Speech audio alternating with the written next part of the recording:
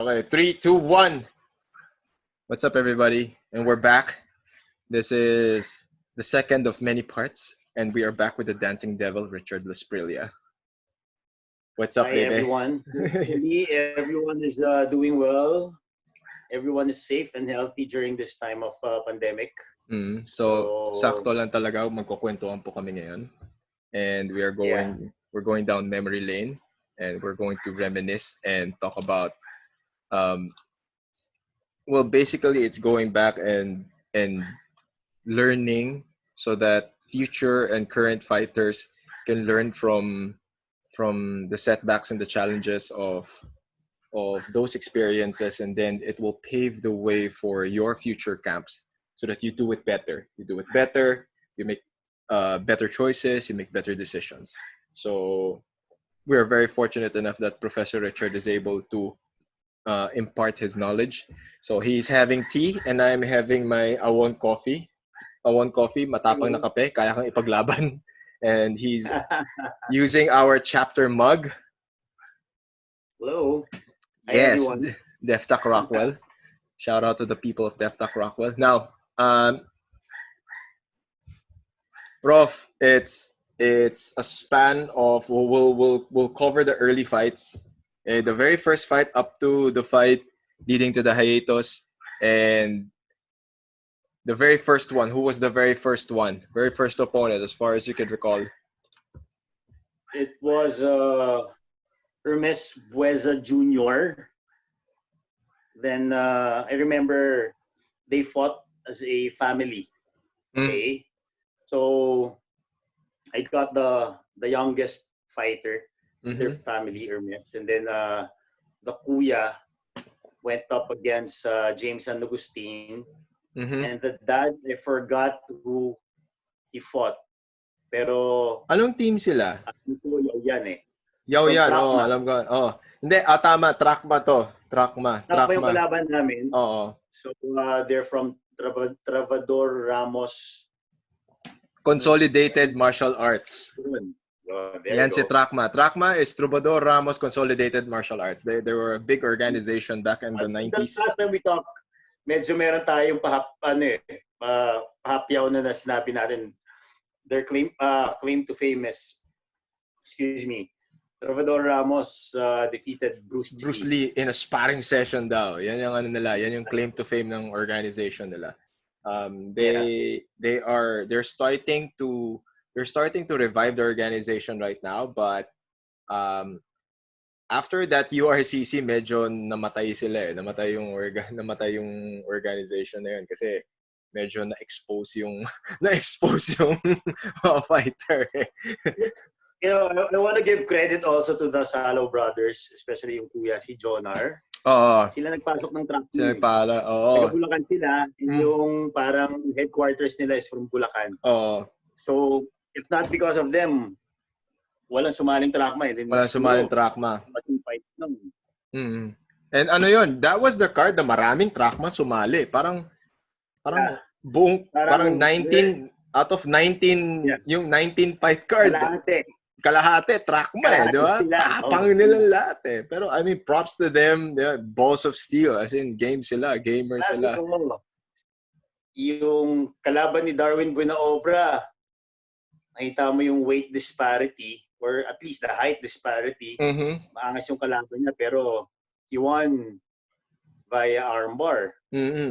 So at least, di ba? They fought. This was at the old Casino Filipino Sabi mo lumaban eh.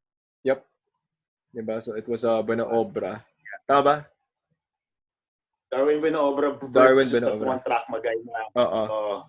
So sila yun eh. Then yung kuya yung pinakahuling lumaban eh. Yung kuya, yung pinaka-senior ata, pinakahuling Sa'yo yung bunso. Yung sa akin, bunso, yung kuya went up against James and Agustin. Kinagat siya sa thighs during the triangle. Triangle choke. Tapos ang defense, kinagat siya sa inner thigh. Yung mark na yun, sobrang tagal. Years talaga bago natanggal. And you gotta remember, during the first URCC, we were not strict when it comes to the protection. So wala masyado nagsuot ng groin cups, mount guard, and even groin cup. Yeah. Para medyo ano siya, optional. Diba? So then leading to that fight, like leading to the preparation, kasi it was the first event, it was the first fight card, and it was the first of its kind ever, in the sense that nobody ever, it was a very bold move on the part of the URCC. We have to give credit, in the sense that all credit goes to the URCC in terms of making that first step. It was not just the first step for URCC. It was the first step for Philippine MMA, kumbaga. That's how important that's how monumental that was. So how was the fight given to you? How was the fight presented to you? How was it offered? Na parang, Chard, anong may laban ka, ito yung kalaban mo? Well, I guess automatic siya eh. Back then kasi I was training regularly under Sensei Alvin Aguilar. I've had several underground fights already. So during the time, medyo yun yung natural progression. So there's not much competition happening in grappling. So every time we'll be holding underground fights, we'll be inviting pro boxers, kickboxers to compete against. We'll hold different any grappling tournaments kung meron, whether kami in-house or tayo kami ng iba, inviting other teams, will be joining. But during the time, it was just a parang random discussion with Alvin. Sabi niya, we'll have an MMA competition, you join. He didn't really ask me. Parang lahat tayo, hindi, do you want to join? Hindi, you join. Wala, parang given eh. It was parang automatic eh. What else are you going to do? Sa training naman, what we do, like what we discussed previously, it was the MMA training is random on a given week. So every day you'll be attending training, expecting you'll be doing jiu-jitsu, whether that's gi or no gi, and then kung ano trip ni Alvin that time, MMA tayo.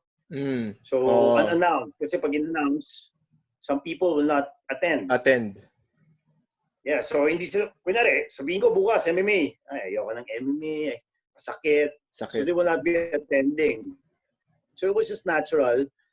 The training back then also, it wasn't any different from the regular training.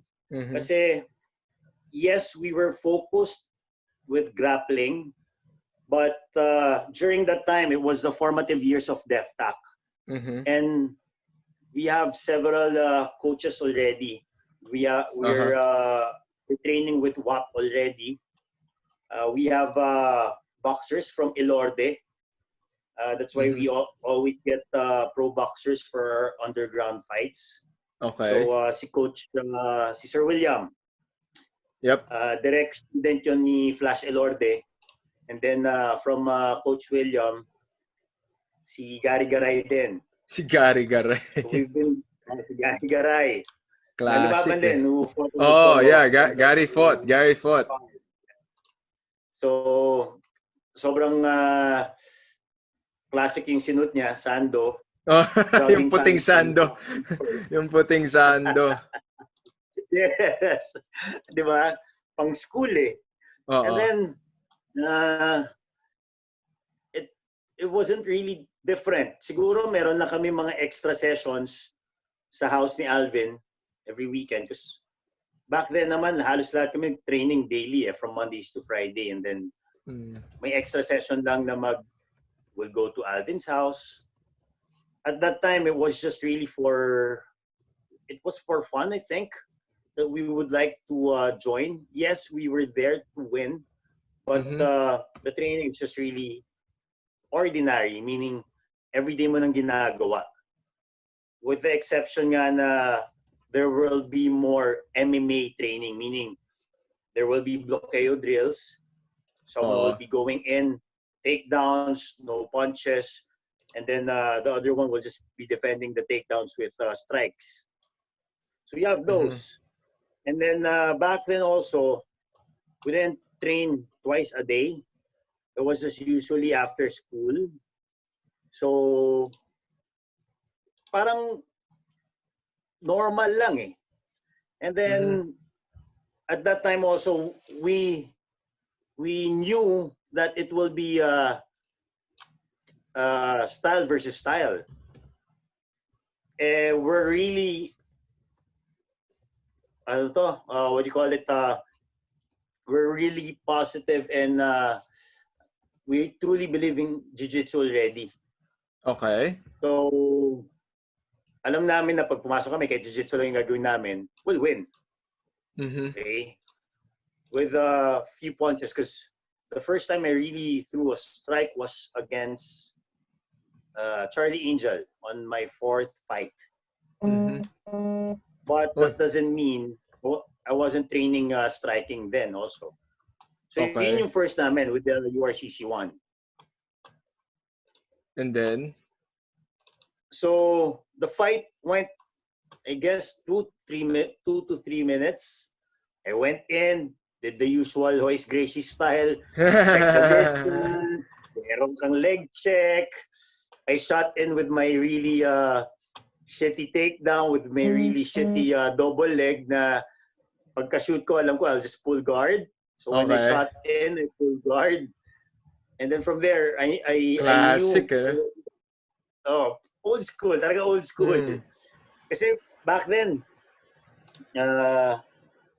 effective na siya eh. That is true. But prior to that, I had fights where Alvin told me that I can only win through strikes or I can only win through grappling without any strike. So ganun niya ako tinetrain then before. So I go to a fight. Richard, you'll fight this guy. When you fight this guy, just do striking. Well, yes, you can do takedowns, but I want you to finish the fight striking. And then also the same night, ito, labanan mo to, walang kalaban. Labanan mo. But this time, no striking, grappling lang. So I'll get a takedown, I'll get the back. So ganun yung training namin before. Or at least with me. So pagdating noon, medyo sanay ka na eh.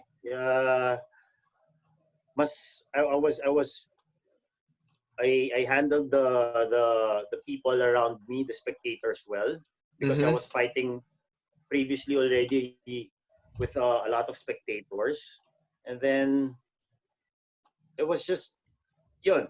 You're under, you're striking, the usual.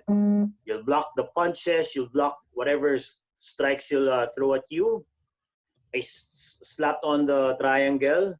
Back then, yun lang, triangle lang ako. Bubuhatin ako, slam. I just grab the leg. Really hard. That's it. Submission. So, it was just really, for me at the time, it was just fun. Even yung training din eh. Saya nun, parang your training na you have competition lined up later on. Kasi back then, walang competition eh. Training ka lang ng training, mabubore ka na parang, ba't ka ba nagtitraining? Diba? So, even going towards URCC 2, it wasn't really different. Because I was still in school. I trained after school, but this time the game plan was a little bit more different. Kung yung una, wala talagang game plan because ang alam namin, he'll be striking with me.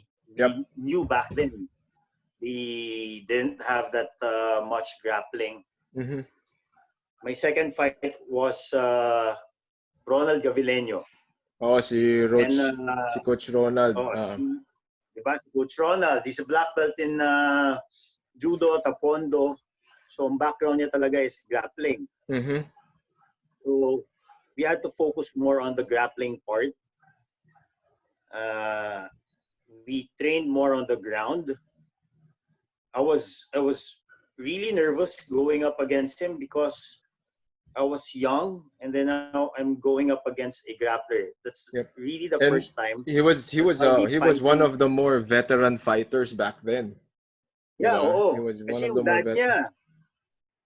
dad niya has been, he's a known martial artist ever Yep. since. Yep. Very highly respectable martial artist. Tsaka up until now, makikita mo the way he teaches his students, he puts so much value on the art, the art Correct. aspect. He Yes. wants to you see that his students are really nice and really good people. Tapos they're high Yeah. level, highly skilled. So at least nakikita mo na he came from that background. Yes. That's true. He really embodies the martial artist Mm-hmm. honor. So, kabado ka kasi that guy can nullify whatever techniques I have. Mm-hmm. So, it was medyo stressful siya going towards the second fight. And upon seeing him at the dugout, sobrang relaxed. It was really relaxed. Compost, And no? ako, Compost. Yan si oo, Coach Gabi, laging compost eh. binati pa ako niyan. Pagkabati niya, sabi ko, oh shit, he's mind fucking me. So medyo kumalo talaga ako nun. So I didn't go out anymore sa dugout after seeing him. I stayed inside. Kasi nga, Mhm. the butterflies were getting to me already. But ang unang lumabas sa dugout, ang unang call out was me. So when I went out, ako, pagka-call out sa kanya, lumabas siya, nakagi. Sabi ko, thank God. Tapos hindi niya pa tinanggal. Sabi ko, okay. So tinanong ko sila parang, di ba pag-suit yung gi, pwede kong kapitan. Even an MMA fight. Back then, kasi it wasn't, walang strict eh. Strict, Di ba? Ngayon, kailangan either naka-fight shorts ka, no top. Back then, pwede pang Hoist Gracie style eh. Nakagi. So, when he went out in gi, in black belt, and then he didn't take it off, I was actually relieved. Mm-hmm. So I was telling myself, okay, I can grab him. It'll be to my advantage. Mm-hmm. So when I went in, same thing. Shitty double leg, full guard. Then I was grabbing sa lapel. And then malakas. Siyempre grappler. When he stood up, I didn't let go. So sumama ako. Nakaganon ka. Tayo ako. So I let go. Shot in again. Full guard.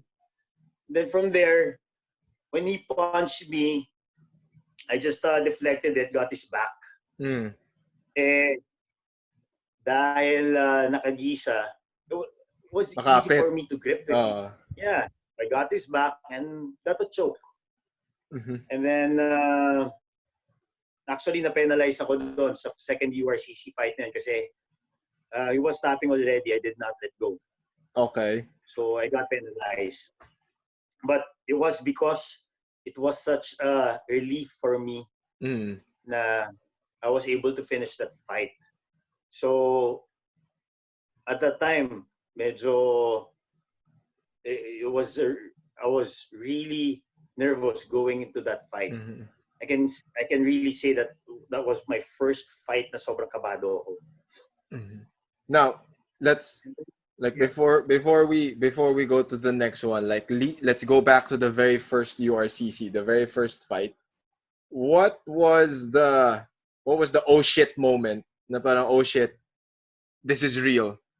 Diba? Na parang that's where everything started sinking in. Na parang okay, I'm in the first MMA event in the Philippines, and I am actually fighting. I am actually going inside the ring, and I am gonna go toe to toe against someone. Was it the ring itself? The day itself. The day itself. I was still in school, yeah. Mm. Friday night, we had an event. I went home relatively late for someone who will be fighting the next day. Mm-hmm. Our event was an evening event, Mm-hmm. and then we had the after party. I joined. I did not drink, but I was home around 11 p.m. Mm-hmm. going towards midnight already. And then when I woke up the next day, I still didn't have my entrance music. Okay. So I passed a mall along Sukat to buy a CD of my entrance music. So alam mo, medyo ano ka pa rin. Cramming. Diba? Procrastinate ka parang, Chard, nasaan yung entrance music mo? Wala pa eh. Sige, bukas na lang. Before going towards Casino Filipino, I had to pass by a mall, buy a CD. Anong entrance music mo nun? Ano na, hindi ako nagpalit. From Eminem na, Lose Yourself. Lose Yourself, oh. Lose Yourself. So, I got that CD before going to Casino Filipino. And I actually went to Casino Filipino late. Mm-hmm. I wasn't expecting it would be traffic, but heading towards Casino Filipino, traffic. Nagulat ako as in, dami palang tao dito pag Sabado. And then when I entered, puno. Because, well, again, my concern back then was just the fight. Mm-hmm. It wasn't really the event. The crowds or so, I didn't know whether, because it's the first one, I helped also Alvin present to some companies for sponsorship. Walang kumakagat eh. So I thought, wala to, baka konti lang. Mm-hmm. Konti manunood, few or several people will be watching, our friends. It was a 275 peso ticket, I remember vividly. So, we were thinking already, mahal na ba to or okay? Pero mukhang mura na siya eh. But going towards Casino Filipino and upon entering the event itself, the venue, I was surprised. It was really packed. Oo, nag-cause siya ng traffic along Sukat. Nag-cause siya ng traffic sa Sukat. And ang traffic lang dati was back then sa Sukat, yung papuntang airport eh. El Shaddai. Yung Saturday na yun was really traffic. I guess it was one of the first time also that Casino Filipino parking area got packed. Packed. Puno. So, they were just expecting about 500 people. 5,000 spectators went and watched. So,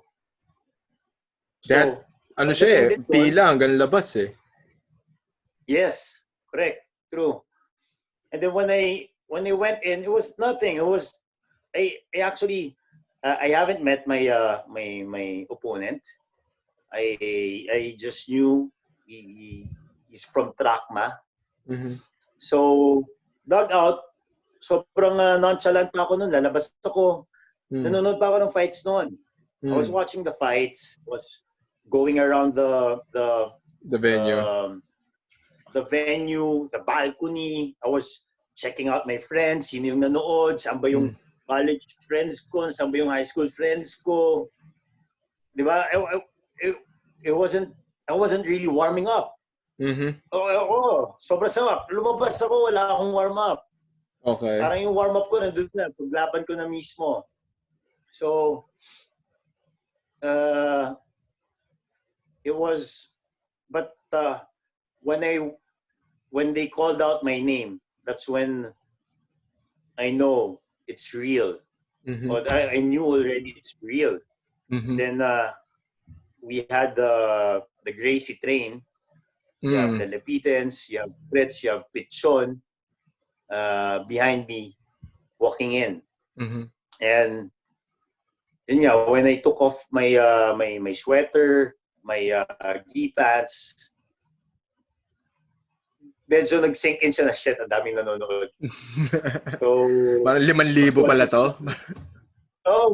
Mas conscious ako actually na sa katawan ko na, oh my God, ready ba akong mag-topless dito sa harapan ng mga tao? Mm-hmm. And then, yeah, it was that moment, mm-hmm. really, that it sank in.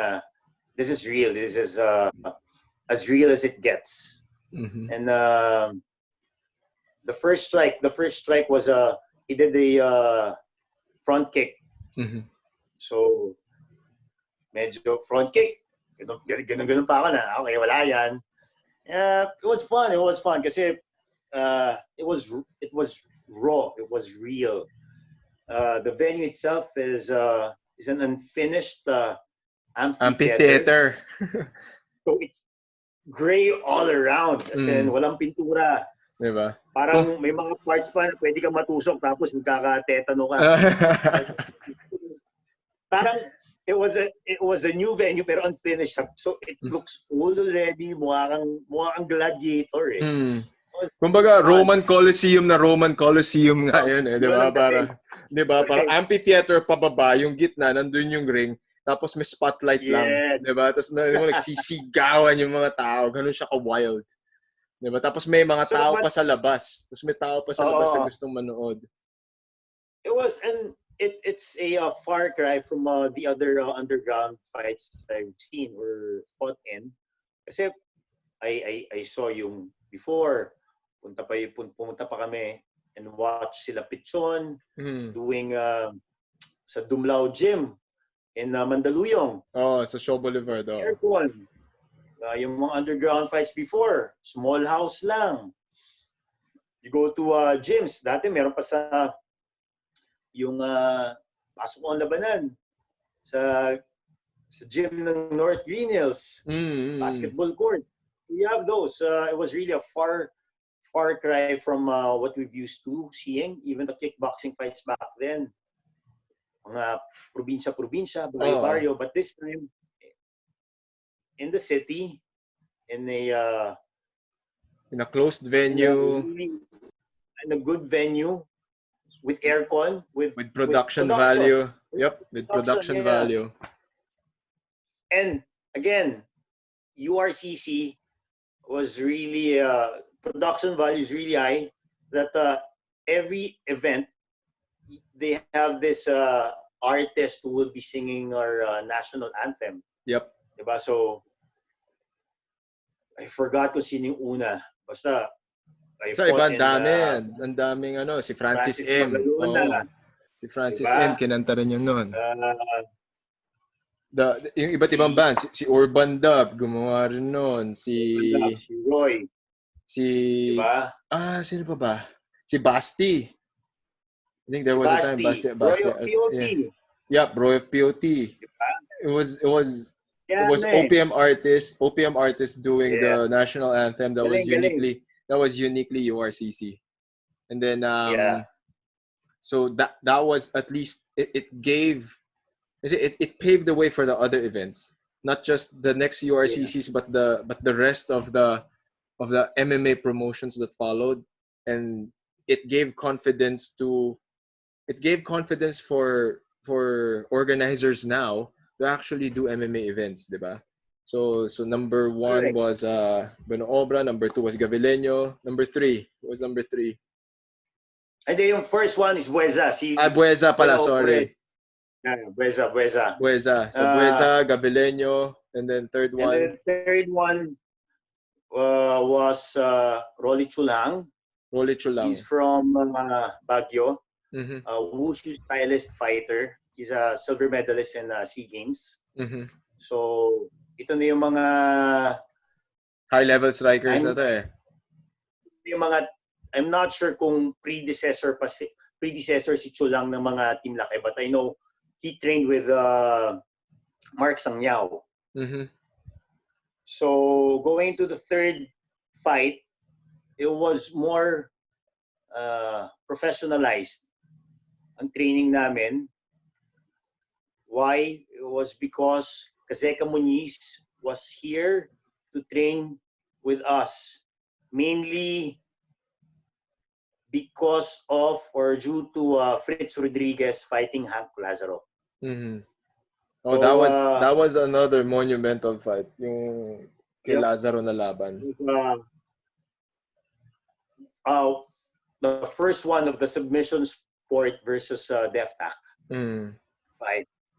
So you have Hank Lazaro from Subsport and Fritz Rodriguez from DefTac, who was originally from Pasok ang Labanan, predecessor of Subsport. So we had Kazeka Muniz here. It was really hard training because it was really morning and evening training. Twice a day trainings. Twice a day training. It was a pro training already. So I was training with Jason and Fritz. Tatlo lang yata kami nun na lumaban from DefTac. And then just to put everything into context, DefTac is now affiliated with Hibero International, so that's under the Hibero brothers, that's Saulo and Shanji Hibero. But back then, during the time that Prof. Richard was narrating the story, DefTac was under Gracie Baja. And the international or the affiliated black belt that was handling DefTac affairs back then was Kazeka Muniz. Muniz. Yep, so that's why Kazeka Muniz was here in the Philippines, because he was, kumbaga, siya yung may hawak ng Gracie Baja Philippines. Kazeka Muniz used to handle the affairs of Gracie Baja Philippines, and that's the reason why we were training with Kazeka back then. Okay, training camp, Prof. It was different from the usual. Given that Alvin was really a pioneer or really ahead of his time when it comes to training, but training with Kazeka was different in a sense because he was training already with UFC fighters or other international MMA fighters. He trained in Cuba, in US, and in other parts of the world, in different arts, wrestling and boxing. Globe-trotting guy si Kazeka. So, and he was young then also. It was really, really hard trainer. Hardcore pa. And then back then, hardcore talaga yun. Yung pa yung mga time ng mga Lions Den training ka eh. You have those 500 crunches, push-ups nyo, sobrang dami. Kasi patigasan dati eh. Aside from your technique, you should be really strong. But this is actually my first training. First of my two trainings with Kazeka during my MMA career. Back then, so hardcore talaga yung bloqueo namin was really long. So it will be three of us, Jason, Fritz, and myself, would be going up against plenty sparring partners. And then daming drama nun. And then he also incorporated strength and conditioning. Yeah, so he was really particular with that. So, and then I guess ang difference lang noon with my first two fights were Alvin was there, but he was stepping back. I was giving way to Kazeka and then control the show. So, but in terms of training, it was just like my second training na medyo hard na. But ito, as time progresses, we were getting a lot of striking coaches already, just to improve our striking, our overall game. So, ang focus talaga ni Kazeka noon back then was Fritz. And my fight was with Rolly Chulhang. Medyo ako noon, confident. I guess because upon learning that he's more of a striker, I knew already that my game plan will really work against him.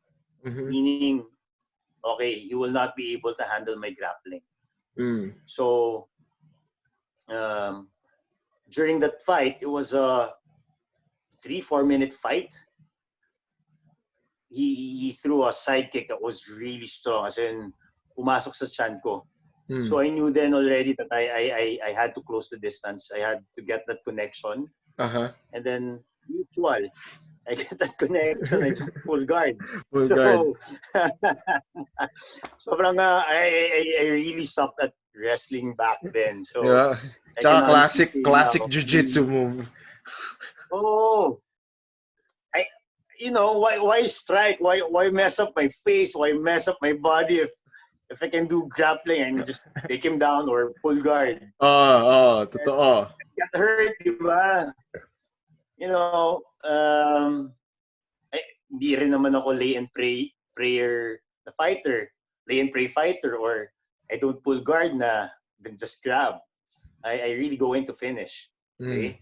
So when I got in full guard, it was raining blows on me, triangle. So the usual, bubuhatin ako, they'll slam me, grab the leg again, just squeeze the hell out of the guy. And then, after that, that's it. So, medyo uneventful siya for me na fight. It was just like the first URCC fight, where I just went in, pulled guard, and then did the triangle. So, it was really the fourth fight that I painfully recall the training for Charlie Angel. Charlie Angel, classic,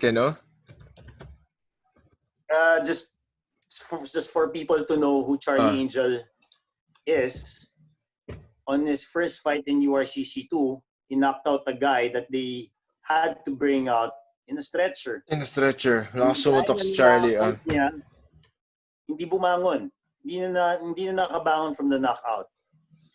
His third fight in URCC 3, knockout also. So, it was the first time URCC 4 that they introduced the championship or the championship belts. So it was my belt, lightweight. Flyweight, which is 125. Featherweight, 145. Featherweight ba or featherweight si 145. Louis Sanggalang. 145 yata siya, no? Hindi yata 155 ako. Kasi lightweight. 145 siya nun. Featherweight. And heavyweight, si TJ2. Inumaban. So, it was my first main event fight, and it was at Casino Filipino. And they dubbed it Return to the Dungeon. Because they're calling the Casino Filipino the Dungeon.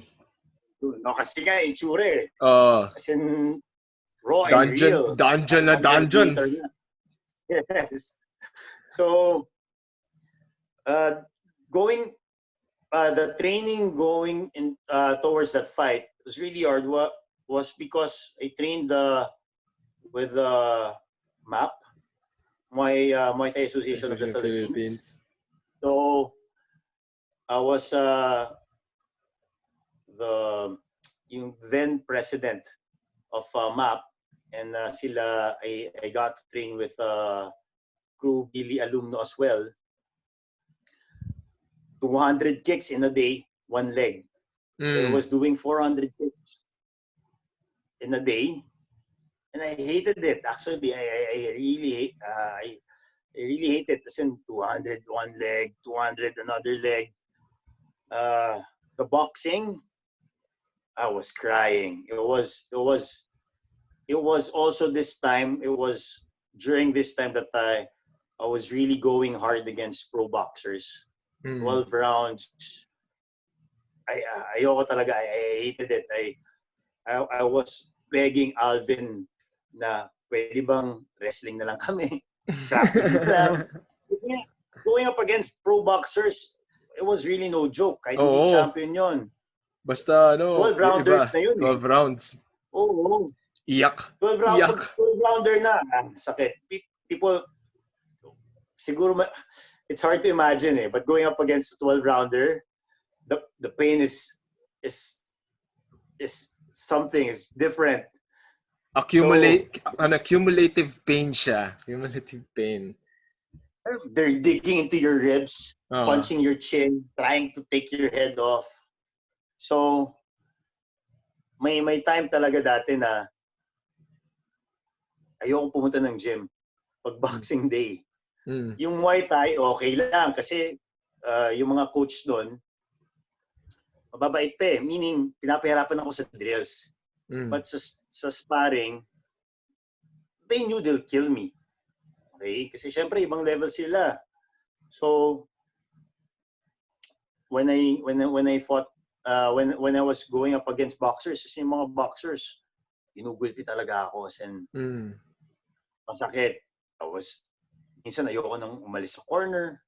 So it was a stricter training for me back then because again it was my first main event.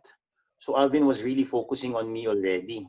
And I was getting mad at me when I'm late. He was getting mad at me when sometimes I don't show up at the gym. But back then I didn't have any vice. I didn't drink. I don't smoke. Okay. Pag may nagmamariwana, takot na takot ako. So the only thing for me was the training. So there will be days that one day I will not be showing up after boxing. After 12 rounds of boxing with the pro boxer, the next day I will not show up at the gym. Ayoko na papatayin ko yung cellphone ko. So magagalit sa Alvin nun. But he knew already what was up. Kasi syempre I'll be going up against a knockout fighter for the title. But for me back then siguro, for me fighting was just really, I love the training. I really love the training. I love the fighting. But syempre I am training to win. But for me it was still for fun. You know? Whether there's a title or none, it's still fighting for me. Whether I'm fighting with spectators, fighting in the cage, it's all the same to me. Fighting in the gym, it's all the same to me. Back then, okay lang ako lumaban within a week's time without any training because that's your regular schedule. You train every day. So, but come the fight time, it was the hardest punch I received ever in any of my fights. From my first fight to my last fight, Charlie Angel punched me the hardest. I kid you not. Malakas umutok si Charlie Angel. We had photos together, and during this time, ito na umaayos na yung mga press release, yung mga pre-fight events, yung mga videos na. It was the first time also that I met my opponent before the fight. We had photos for media purposes, for ads, for marketing. For promoting the fight. Yeah. When we went to the studio of Direct Bing, yung face-off namin with our hands fist, up.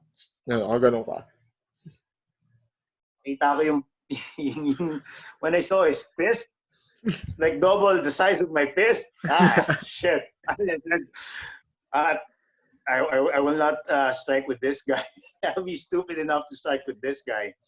So come fight time, I know my strategy already. Just really maintain the distance, go around him.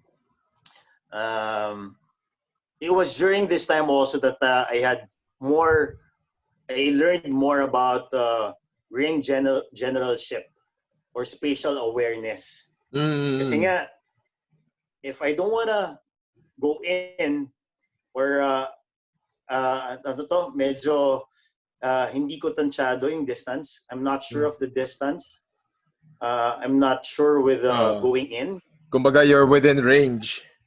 Yeah, I have to go back, maintain that distance, go around. So yung footwork, I really worked hard on that. And the ring generalship. But then I threw a kick. I gauged the distance. Then when I shot in, it was also this time that when I shot in that I wanted to get a double leg. It was, the punch was, this is my face. This was his fist. It was this close when he punched me. I got rocked. So I did not let go. When he punched me, I did not let go. Excuse me. Wala na. Siyempre kinabahan na ako, but you know, it awakened my senses already that I don't have to, I can't let him go. But when I shot in, I actually I'm not sure if I took him down or I got the guard, but then he was able to get up. So again, I went around the ring, I shot in, I got the mount, and then he was able to bump me off. So I was down again on the guard. It was already, I remember Pichon shouting 8 minutes or 8 minutes already. A 10-minute fight. So in my head, it was oh my God, I will not be able to finish him in 2 the minutes. first round. And I'm tired already. Ayun pa pala, it was this training camp that Alvin got a strength coach for me. It's just that my coach focused on bodybuilding rather than endurance and so when I weighed in a day before, I was actually 6 pounds overweight. I was bulky. I wasn't fat, but it was my heaviest, really. In all my fights, it was my heaviest. That's where I learned also to really focus on the strength. And that's where Alvin and I learned or were aware na yung strength and conditioning namin talaga dapat sport specific. Sport specific, yeah. So, and then also I focused, right after that, I focused on diet also, my diet. Na I was studying my diet already na I will not be gaining that kind of weight in muscles. So I had to cut down 6 pounds. 6 pounds. In 24 hours. In an hour. Hindi, in an hour. Kasi yung weigh-in namin. Nag-weigh in na. So weigh-in. Over ng 6. So 6 pounds. So sabihin nila, itakbo mo yan. Yeah, I was, alam mo yung office ng Gab sa Makati Village, Makati. So I wore my sweater, my jacket. I was running around at 12 noon around that village. Tapos pagpagod ka na, sakay ka sa car. Hindi, sa car. Windows wala, silalim ka na araw, papawis ka doon, tapos takbo ka ulit. I got my weight. So yung fight na yon, medyo I don't have my legs there anymore. Pagod na ako. So dehydrated. 8 minutes, wala na yung arms ko, yung legs ko, parang wala na talaga nun. But usually as any striker will do from the top, when they're inside the guard, they will be punching. Lo and behold, I slipped one punch, I got his back. So, sobrang saya ko. I raised up my hand already. And then Pichon shouted, "What the fuck are you doing? It's not yet done!"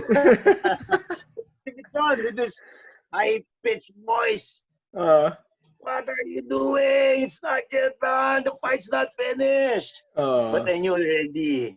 I got this back. I knew it's done. There's no way I'll let him escape. So I sank in the rear naked choke. And wala, as in, dasal talaga ako na when I got it in. As in, I squeezed the life out of him already. As in, gigil na ako nun. It was a now or never because going towards the second round, wala na. Wala na, baka ano na ako nun. Kapit-kapit na lang ako sa kanya. So, when I won that fight, when I won the belt, the only strike that I threw, well, I was punching him from the back, but mahina lang yun eh. Yung kick ko, I dislocated the toe. So parang sabi ko nga, minsan na nga lang ako mag-strike, na-injure pa ako. Na-injure pa. Na-injure pa ako. Bira, sumipa na. Na-injure pa. Di ba pagalawa, big toe. Diba? So, but the training was improving, but still, I can say it was still more of a basagan ng mukha. Basagan ng mukha. Spartan pass. Spartan training pa nun. Yes. Like, there wasn't any tapering off day. In a week's time, there was no such thing. Hard. Bahala ka mag-recover. Walang pacing nun. Wala pang paces nun. Yeah, and then back then, ikaw medyo okay ka lang. Kaya medyo meron kang ganun talaga na ayaw mo pumunta ng gym kasi bubog ka eh. But it was essential during that time for us, not just for Alvin as a coach, for myself as a fighter, and later on as a coach, to go through those things, because we were able to at least test what is effective and not really take out, but minimize what's not useful not during camp. Yeah.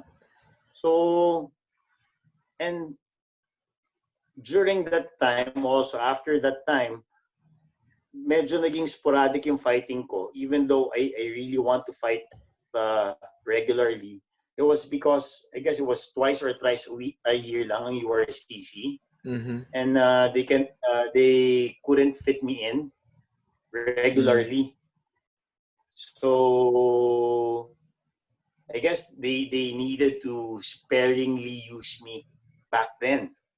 But every time, what was nice then was there was a plethora of DefTac fighters competing in URCC, and I was part of the training camp every time.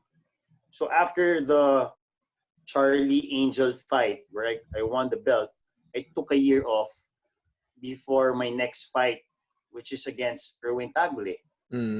And unfortunately, during that time also, it's when I started partying. I was drinking. It was siguro kasi at the time na rin there were a little bit more competition when it comes to grappling. So there are fights for BJJ, there are no-gi competition. I'll be joining. I'm training regularly, but yung URCC mo, medyo matagal pa. Sige. So, grappling muna. But for a long time, I was going hard at it and at MMA. So, medyo parang nag-taper off ako. Kumbaga nag-off-season ka talaga nun eh. Yun. Ang tagal lang off-season ko. I was training, but during the time, before Erwin Tagle's fight, it was only 8-week preparation. Back then, I was really going hard at the gym. Almost every day. Every day. But 12 weeks before the fight, I was going hard already. So 8 weeks kasi nagtitaper off pa ako, medyo off yung body ko, yung system ko.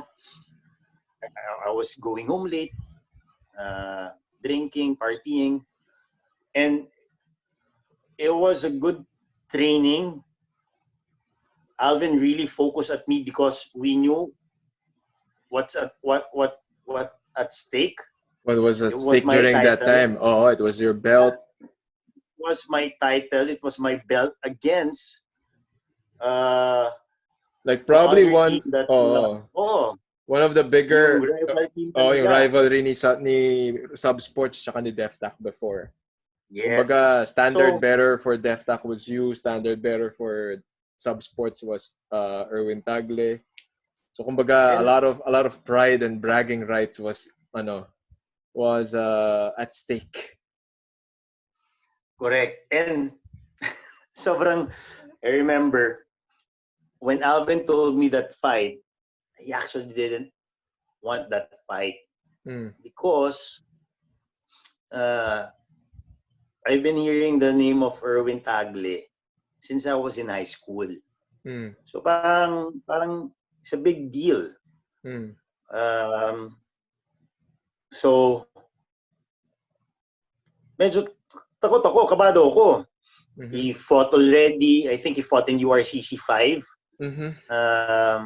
So the training during this time, I was training regularly, but because of my off season, my body wasn't functioning well. Okay, it was during this time I broke my my orbital bone during training. Yeah. Broke my orbital bone. I heard of that before. Na injure ka nga nun. During a bloqueo drill where I was going up against this boxer who's a URCC fighter also. He's only going to defend my takedowns, and he can only punch. Okay? No kicks, no knees. But when I shot in, I went straight towards his knee. Bam! Doon pa lang, bang! I got his leg.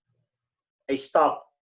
He was punching me, but I stopped. When I opened my eyes, I saw blood all over the canvas. Tapos, but I did not let go. Alvin was shouting, finish the takedown, finish the takedown. So I finished the takedown. My head was throbbing already. So, basag na pala to. Basag na yung nose ko. Basag din yung jaw ko. I went home. The next day, when I woke up, I couldn't open my right eye. So when I woke up, good morning! What the nakapikit yung tapos magayan, nakaganon ka, nakaganon. I literally cried that morning kasi akala ko bulag ako. So, biyak na ako, shit, I'm blind. Ganun ko. Okay. I can still see. I couldn't open my eye. I can't open my mouth. I can't open 2 fingers. So I couldn't eat. Okay? I did not train for 3 days. So I told Alvin, sabog talaga mukha ko, hindi ko kaya. When he saw me, on the 3rd day, saka lang nag-open yung eyes ko. 3 days, close yung eyes ko. So, sakit.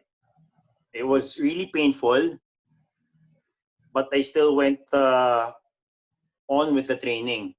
So I was just icing it. every time it gets smashed or someone punches it or someone just grazes it. I'll tap. Ikaw, di ba? Remember yung sa ulo, lahat. Basta pag lumapit siya, grabe. May iyak ka, di ba? Sakit talaga. The pain is really specific. So pag tapos it's specific there, pero kakalat dito sa kabilang side. Oh my God, I'm dying. So, medyo, nung gumaling-galing na siya after few weeks, parang 2 weeks, I was sparring well already. And it was during this time, I started training with a coach from Ala back then. He's a former coach from Ala Gym. But then I was slowly training and integrating myself with the Navy boxing under Coach Joven Velasco. Si who's Coach the head Joven. coach of Michael Angcahas now. World champion. So, but I was really confident with my boxing. I was sparring with Luis Anggalang, who nag-pro boxing si Louie nun. He was fresh off from Kamao boxing TV series. So his boxing back then also was really in terms of level really high. Competing against other amateur boxers. So we're really going against each other. I threw a uppercut, yung boxer style na they catch the uppercuts or the punches with their head. With the head, tapos forehead. Forehead, tapos counter uppercut. Yes, so when I did the uppercut, it hit his either his forehead or the top of his head. Feel ko na. I pulled back, atras na ako. Tapos sabi ko, wait, break. Tapos sabi niya, why are you stopping? It's painful. Sabi ko, it's not yet done. But back then, we had a teammate who's one of the top ortho. Not just in the Philippines back then. Now he's in Australia. Si Doc Gogan Gamboa. He was there, checked it out. Sinabi niya na, Alves, ano yan? Fracture yan. So, but we finished the fight at the training that night. But it was really painful. It's the first time also that I felt pain in the hands. Pain that's sharp. I've had yung mga may na-dislocate na sa akin, pero hindi yung pain iba. Hindi siya masakit in any other part, but itong one part sobrang sharp ng pain. And every time I move, I can feel it. So the next day, I had an X-ray. Saw it. It's a partial break. Ng third tarsal bone. Tama ba? Carpal. So it's a partial break. So yung training namin, meron kaming cast. Nilagyan na ng cast to. And tuloy yung training. Alvin asked me, do you want to fight? Sabi ko, nandiyan na. We're actually 2 weeks away from the event. Yeah. So I broke my face. Broke this already. And if we stop, I'm more embarrassed to back out pa. Not kasi we were supposed to have a super fight. I had a super fight lined up against Erwin Tagle before this. A grappling super fight. But I had to step out of that fight or to tell them na hindi matutuloy because I had pneumonia. Because of my training, yung gym namin back then sa Alabang was really cold. So every time nagbe-break, natutuyuan pala ako, pneumonia ako. So if this URCC defense will be pushed back, sabihin nila umiiwas ako. Umiiwas ka, oo. But the training back then, we will borrow ako ng partner ko, meaning I have to climb up a flight of stairs. So, gaganon. Hindi pwede yung kamay ko kasi I have a fracture. So may military crawl ako sa stairs. Hindi pa sa stairs, merong stopper, yung mga... rubber, metal stopper. Sakit niya yun. No, dude. Sakit niya. May linya dito, may linya yan. Malambot to. Ay, ano to, skin lang to na, na madaming nerve eh. So, sakit. So, yun yung training ko dati. Tapos, hindi ako sumusuntok dito. Puro jab. But we really worked around it. So, before the fight, actually, okay, tapos naman na. Tsaka it was decades ago. Tagal na yan. Hindi namin sinabi sa gab. And si Doc Gogan was injected a what's this? Anesthesia. A local anesthesia. Doon sa may fracture mismo. Okay. So, kasi masakit eh. So magna-numb up siya. May nahawakan. Masakit. So, ilagyan siya ng cover lang dito. So, sabi ko, Doc, mga gano'ng katagal to? Sabi niya, depende. Sabi niya, pero baka kakayanin one whole fight naman. So, they injected me. Nagtago kami. In-inject ako. So, when yung fight namin na yon, I was gung-ho yung first round. Kasi, if I get to the second round, yun nga, kabado na ako eh. I was really injured going to that fight.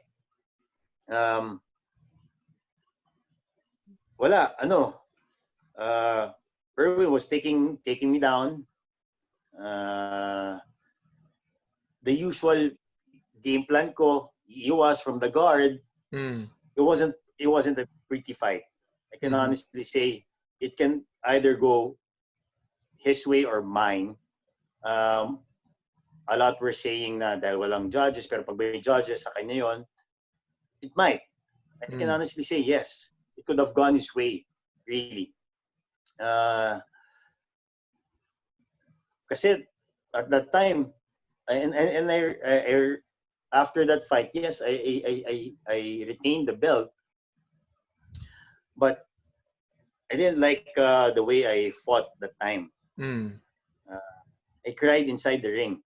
I really cried after that fight. So teka lang. Time out muna tayo. Kasi fun fact trivia for the URCC, back then, it was 2 rounds of 10 minutes each. Tapos walang judges. Yes. Diba? Walang judges. No judges. There were no judges. So you could either win by submission or by knockout or by TKO, doctor stoppage, injuries, disqualification. So other than that, if there were no clear winners after 2 rounds, it was a draw. So it was tama ba, diba? It was like the original technical UFC. Oo. And back then, you gotta understand, there weren't any MMA expert. Oo. Diba? Or it was a new sport here in the Philippines. For us to rely on a person to predict or to tell us what is the outcome of the fight, diba? Who would tell us who won or who lost, diba? Yep. So back then, so umabot ng 2 rounds and then walang nanalo. So ang nangyari, diba, since walang nanalo, you retained your belt. I was able to retain my belt, but I didn't like my performance. And maganda, it was really kudos to Erwin. He had a really good game plan as well. And so I really blamed myself for that, because during that time I knew already that I'll be fighting Erwin Tagle. But siguro being I wasn't really like I was telling you earlier, it was still Mm. fun and game for me in URCC. But having that feeling really, I learned a lot from that fight. It changed my perspective in training. Mm-hmm. Okay, uh, so I promised, or I told myself that I'll be training a whole year, no off season. I competed. I competed in boxing. I competed in Muay Muay Thai. Thai. Yeah, I joined numerous grappling events, and I won all of them. Mm-hmm. And the only competition I did not get a gold was wrestling. Mm. Uh, and during this time, it was a whole year of everyday WAP. Mm. I was training every day at WAP. So I joined the wrestling competition at SM Sukat, Mm-hmm. thinking that I was really Yung confident. ito, national qualifiers normally to di ba? Yes, yes. So two fights in, mm-hmm. I'm going to fight my third fight for gold. Mm-hmm. Guess who I'm fighting? Tagle. Erwin Tagle. Oh, alam ko to. Alam ko to. Ito yung wrestling diba? match. Oh. So, confident ako. First URCC fight namin was taking me down. So I was like, you will not be able to take me down after a year. Or kasi back then I was training with WAP already, siguro twice or thrice a week. But this time, for 1 year, every day. As in, Alvin was there. Pag wala ako dun, magagalit si Alvin. Tatawagan yung mga coaches. Pag nandun ba ako or wala. Alam mo, natalo ako in 30 seconds. Oh. He took me down. He got me in a cradle. I wasn't able to escape. Wala, pinned down. 30 seconds. I got silver in wrestling. Lost to Erwin. Mm-hmm. It was really bad kasi it was the birthday of Alvin. So I was at the party of Alvin. I wasn't drinking. I was there at the corner. Doon lang sa sofa niya. Just telling him, shit, baka matalo ulit ako dito sa URCC. People might think matalo talaga ako. He was telling me, sorry, you're fighting MMA, you're not fighting wrestling. So, okay. But the training camp going towards, I think it was URCC or I think URCC 8 yata kami naglaban. 8 or 9 lang naman yun. Ano to? Si part 2. Si second fight to, di ba? Yung part 2 namin ni Erwin. Alam ko 8. Alam ko 8 yun eh. URCC 8. So, this is our second fight. So, Kazeka Muñiz was here again. Mm-hmm. The first time that he was here for MMA, it was for Fritz's fight against Hank. This time, he was here to help me out and train. So he was here for 2 weeks. Mm-hmm. And this time, dito ko natutunan yung mga sprint drills. Every morning, we were at Rizal, training at around 5 a.m., 6 a.m. Before the 9 a.m. wrestling training. Either I'll be doing long distance training, conditioning training, or sprint training. It was really crazy. I saw si Elma Muros pa doon. Tapos she was watching us, asking what I was training for. But it was different kasi si Kazeka would go out at night. He went out. When he got back at around 3, 4 a.m., he'll sleep an hour. Then he'll wake me up. I was sleeping with him. I slept at Fritz's house for a week. And then before I moved to a hotel where I pick him up every day. before we go off to Rizal. So, but kasi kahit puyat, tatakbo yan. Katabi ko, you run so slow, Richard. My grandmother is faster than you. Yes. Kaya ako, after training, tutulog lang ako. Walang gaming kasi fighter life ako noon. Morning. Tapos, after runs, we'll rest. So, we're done. Yung run namin siguro matagal ng 30 minutes. Okay. Madami na kaming drills. Single leg jump, mga long jump, mga dami ng training talaga. Dami ko natutunan sa kanya noon. Tapos, pahinga, breakfast. So, gusto niya kumakain ako. Kasama kami, gusto niya kumakain ako madami kasi nga, that should be my fuel. After having breakfast, we'll go to 9 to 11, training at wrestling. Tapos, before going home, magla-lunch kami niyan. Para kami talagang mag-partner niyan. We'll go to a restaurant, he'll order me steak. I'm not a big red meat eater.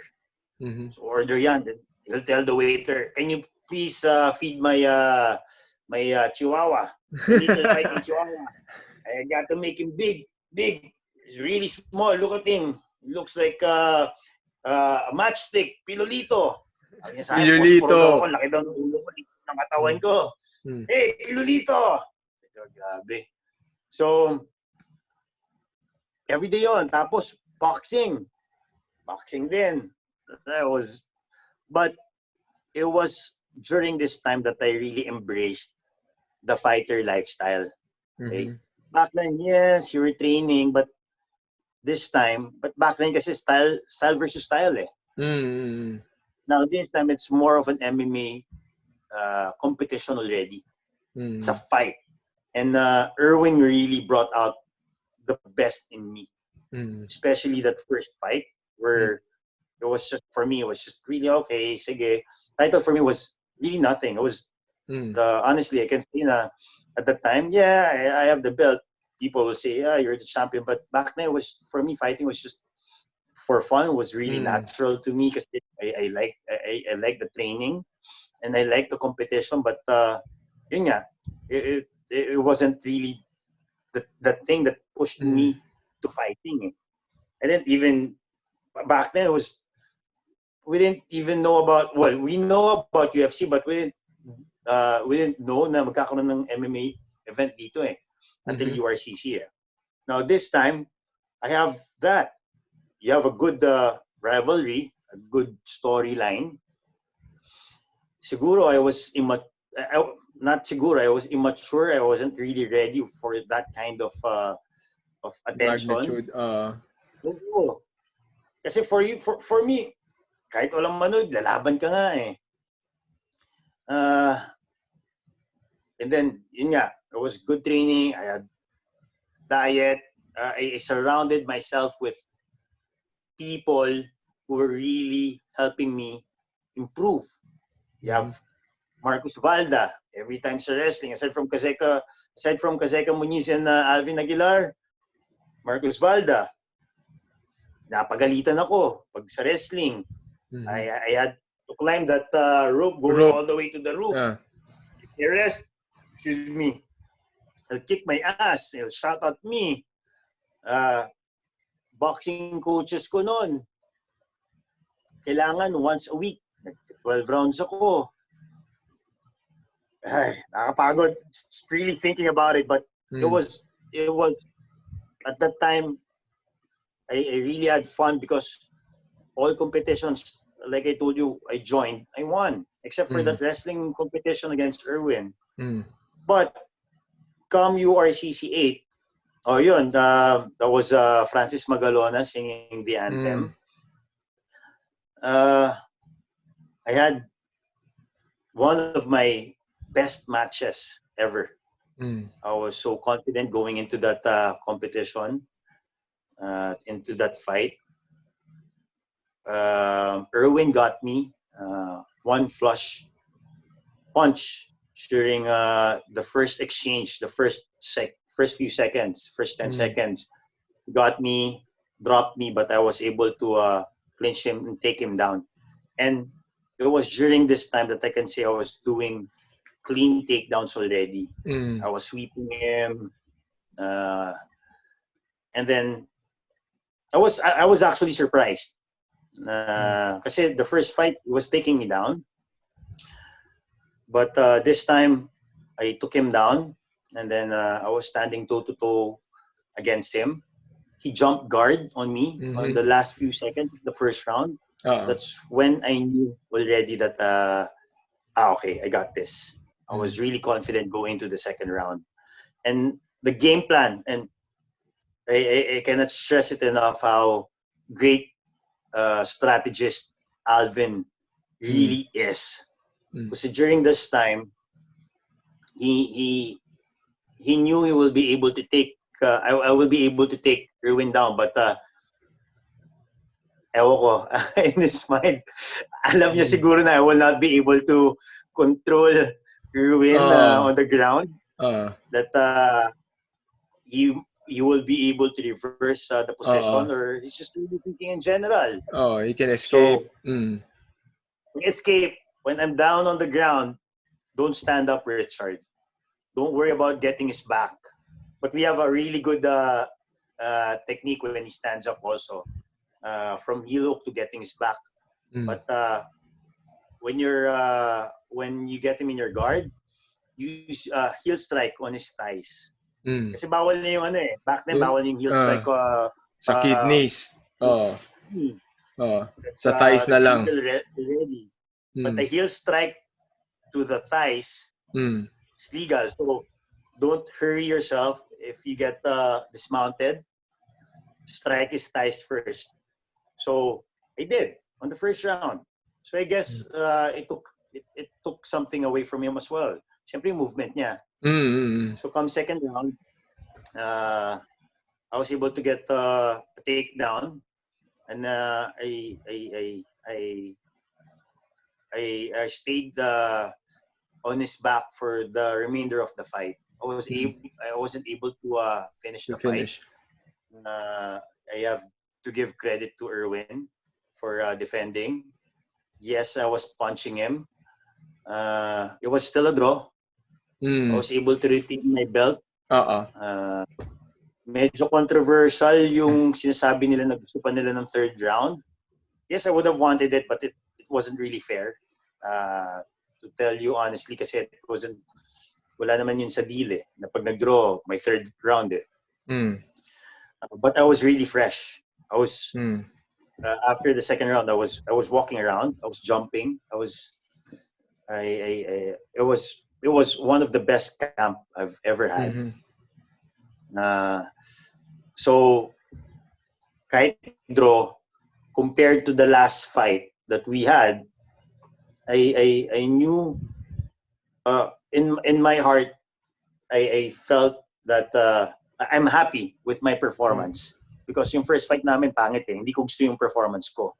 And a lot of people saw na hindi maganda yung performance ko. A lot of people, whether they're from my side or the other side, it should have gone to Irwin. It's history now. But Irwin brought out the best in me, and the training camp also changed a lot of how we trained as a fighter in DefTac because of that yung mga nangyari din before. Yung off-season ko to a whole year of training, diba? And not only that, it changed the complexion of how everyone trained. After watching those two fights, everyone had a glimpse of what MMA can be in like years ahead. Kasi before it was style versus style, and then it became the individual. The focus wasn't on the name of the gym. It wasn't focused on the art that you were representing. It shifted from the martial art down to the person who was actually doing it. It became the focus the focus shifted to the skill set of the fighter.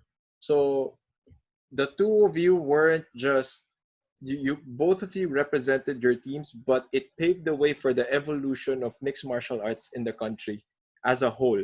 Kasi now everyone wanted to train the way you trained. Everyone started asking how Erwin trains. And then from there, kumbaga, nagkaroon ng paradigm shift when it comes to approach and training, what skill sets are necessary, what techniques work, 'di ba? The importance of having both skill set. Like you have to have a decent level of striking and you have to have a decent level of grappling. Hindi pwedeng isa lang. 'Di ba? You Yes. guys, Correct. 'di ba? Those fights meshed everything together. It gave people the idea na okay, I'm a proficient striker pero okay, when it goes to the ground pala, those are the possible things that could happen. Yeah. It became Diba? more professional Mm. as a fighter. Aside from you'd be getting a prize money out of Mm. fighting, but like you said, it's not just being good in one art. It has to be uh, complete, Mm-hmm. a whole package already. And aside from that, uh, I had a new like or found the respect or love for running, for cardio training. Because Mm-hmm. back then I used to run already around Mm. our village. But when Kazeka trained me in Rizal for that laps, Mm-hmm. it it it it it started a whole new training uh, ideology for me Mm. also. And then since then, all of my coaches have been asking me to run also. Mm-hmm. So and I really fell in love in training back then. Dati, I love training already. Then okay lang. Then but this time also, it came to a point that Alvin had to pry me off the gym. Mm-hmm. Siya na mismo nagsasabi, okay, huwag ka mag-training. Pahinga muna. Uh, oh, and this is also the time that this was the time that I learned fighting is 50% training, 50% Rest. resting. Meaning, di ba, training ka, yes, hindi ka natutulog buong 12 hours, tulog ka, tapos 12 hours training ka. It's not that. Mm. It's more of properly dividing your time so your body can recover properly, and also that diet. Uh, I always we train from Monday to Saturday, Mm-hmm.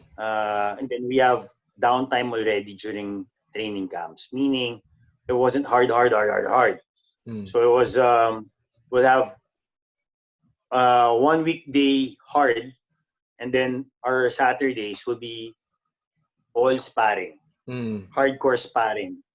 And when we say hardcore, doesn't mean get the get knocked the fuck out every time, Mm. but with precaution now. Mm. Unless dumating si Alvin, but at least that time afterwards, na I was slowly letting me handle the training. Uh, Definitely I can say. tell Alvin back then na, dito na makipag-spar. Sasaktan mo lang yung mga fighters eh. Oo, totoo. Mga heavyweight, ginugol pa niya, ninanockout niya. Diba? Ang hirap tuloy i-pace. Walang sense eh. Walang sense yung training pag siya yung sparring eh. Sinasaktan niya lang lahat ng fighters diba? eh. Yung tipong darating sa gym para okay, I go inside. Medyo tagal na walang training, kinakalawag yung braso ko eh. Tapos wag na knockout, tapos sabihin namin, so ano natutunan ng fighter mo? Matulog. Diba? Yun eh. So, we learned a lot from there until yung spacing nga ng yung time, even timing of the training. Back then, 3 oras sa gym ka eh. Diba? Lasbagan. But this time, okay, pwede ka lang nandoon ng 1 hour. Or if strength and conditioning mo, 30, 45 minutes. Then pwede kang 1 hour nandiyan dyan. Pahinga, tapos meron ka ulit na maybe later on. Yun. Diba? So, yes. Go. You know, so it became more scientific until URCC 9 medyo nabugbog pa rin noon that time si Christian Wong. He fought at 60-70%. We were really going. I was telling back then. I was telling Alvin already na not to go hard on Christian's training kasi nga bugbog na si Christian eh. So pagod na. And na ng legs niya eh. Wala, he wasn't able to recover. So after nun, I told Alves na actually hindi na talaga pwede yung ganung training na every time we beat up people tapos we expect them the next day or after a week they'll be 100%. They'll be fine already. So yeah, it was an eye-opening for most of us. Kasi may time pa dati. Lalaban kami, 4 kami na sa gym. Si Alvin galit sa amin. 2 hours kaming pina-footwork. The next day, wala nang bumalik. Ako lang. Pagod na. Di ba? And of course, with... Lahat kay Alvin nila. Demonyo to si Alvin. Siyempre, lahat kami pro-fighter na. Tapos, lumalaman kami tagal na. Tapos, okay, galit siya at that time sa amin kasi we were slacking off. Okay, 2 hours. In Banff, 2 hours. Footwork. 11 a.m. to 1 p.m. 1 p.m. Franco, alam mo how hot the yeah. diba? Sa ilalim yung toaster mode ka. Yung clear. Diba? 2 hours. So the next day, Chard, babalik ka pa ba? Magtitraining ka pa, laban ka pa? Laban ako. Then they were messaging me, tangina, hindi na kami pupunta. Demonyo siya. Diba? And of course, apat kami na dapat lalaban eh. Nag-end up mag-isa na lang ako lumaban. Diba? And of course, these camps make for good stories. Make for good stories that we all can look back and now we're sharing. So, Prof. Richard, let's wrap this up muna. So, thank you so much for doing this. I really appreciate the stories. Always a pleasure. Diba? We'll do a next one. We'll do a next one. Will be able to we can encourage people to train more. But until we're out of this pandemic, I don't know what's gonna happen. But always a pleasure, Prof. Franco. And where can people find you? Where can people find you? And thank everyone that you are associated with. Okay, plug them out here. Social media hermit po ako, but I can find me at Facebook and Twitter, Instagram. Wala eh. Ano po ba yung Instagram? Wala rin po akong TikTok. So, yeah. Well, you can find me at LinkedIn. It's more professional. But, I just really hope to see... I just wish that everyone will see this pandemic through. Will be able to get through this healthy, alive, and safe for everyone, and also for all your loved ones. It's really a defining moment for most of us this time. Okay. So, thank the brands that you're associated with, Prof.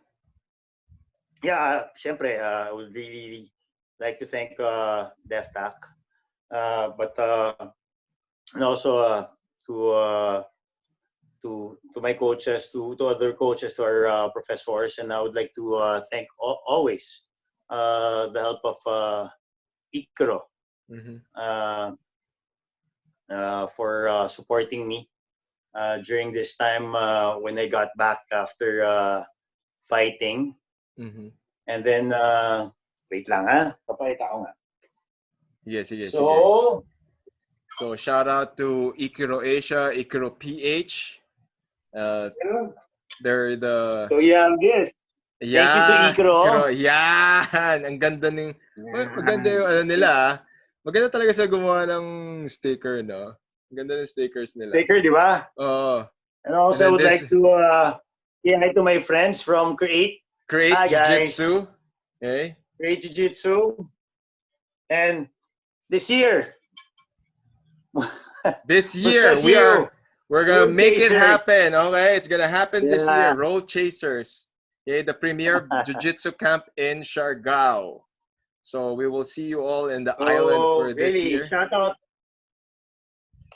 to all our teammates, DevTap, from all the branches, and to all MMA fighters, those training in martial arts, uh, everyone, to Pinoy MMA. So hi. And with that, that is what Coach Franco says. Bye-bye, everybody. Coach Franco Says would like to thank the following sponsors for making this episode possible. Knots and Crosses, the best quality gear for your jiu-jitsu training. Order your items on their Facebook and Instagram pages. Awon Coffee, for delicious locally sourced beans for your daily brew. Order yours now on their Facebook and Instagram pages, spelled AWON Coffee. Gatorade, because nothing beats Gatorade. For the best DefTac Jiu-Jitsu training out there, check out the following chapters. DefTac Rockwell, DefTac Makati, DefTac Better Living. Book your classes on their Facebook and Instagram pages. Read news about the local martial arts scene here in the Philippines, visit Local MMA on Facebook, and listen to one of my favorite podcasts out there, Destroy MNL. Now listen up. I love providing value to my community and helping others get better. You can help me keep making podcast episodes, video tutorials, and sharing information about martial arts, food, and travel. You can support this channel through my PayPal account. Just click the link in the description box to donate. Thank you for your support, and I will keep making content that matters. So that's it, everyone. See you on the next episode.